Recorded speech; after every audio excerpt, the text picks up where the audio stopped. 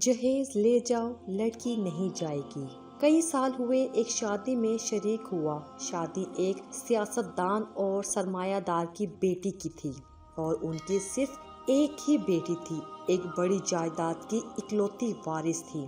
کسی امیر خاندان میں رشتہ طے ہو گیا۔ ہم شادی میں پہنچے، بارات کے پہنچنے کا وقت ہو گیا۔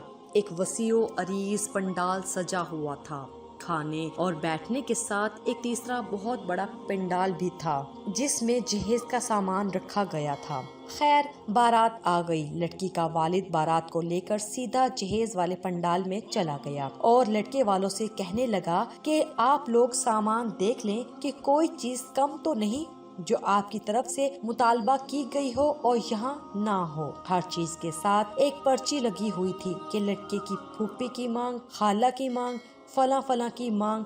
بارات نے جب سارا جہیز دیکھ لیا تو لڑکی کا والد بارات کو لے کر سیدھا کھانے والے پنڈال میں چلا گیا اور کھانا کھلوا دیا۔ لڑکے والے کہتے رہے کہ پہلے نکاح پڑھ لیتے ہیں پھر کھانا کھائیں گے۔ لڑکی کا والد ان کو ٹالتا رہا اور کھانا شروع کروا دیا گیا۔ بارات اور لڑکی والوں کی طرف سے ہزاروں افراد اس شادی میں شریک تھے۔ کوئی چھوٹی شادی نہیں تھی۔ خیر کھانا کھا لیا گیا۔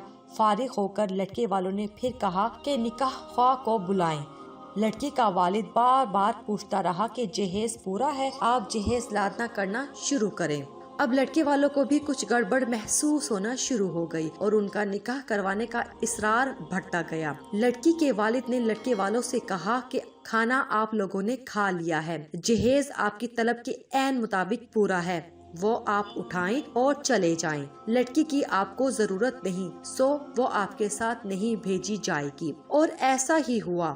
لڑکی کے والد نے کئی گھنٹوں کے بحث مباحثے کے بعد بھی لڑکی نہیں بھیجی اور بارات بغیر لڑکی کے واپس چلی گئی۔ لڑکی کے والد نے وہیں موجود اپنے بھائی کے بیٹے کو بلایا جو کہ مالی لحاظ سے بھی کمزور تھے۔ نکاح خواہ کو بلایا اور بیٹی کا نکاح بھتیجے سے کروا کر لڑکی اس کے ساتھ رخصت کر دی۔